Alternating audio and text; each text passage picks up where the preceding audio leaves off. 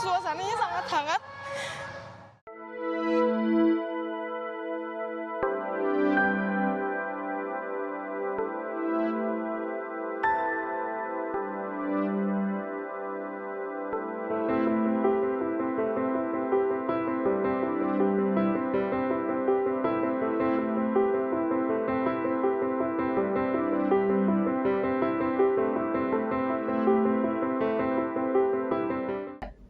Gitu ya. Terus aku denger takbir aja tuh hati aku tuh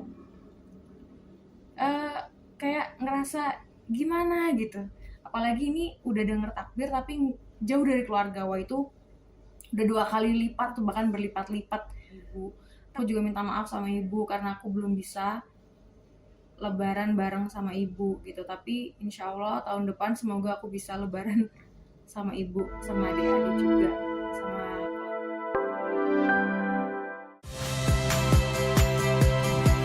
Saya Cynthia Rompas.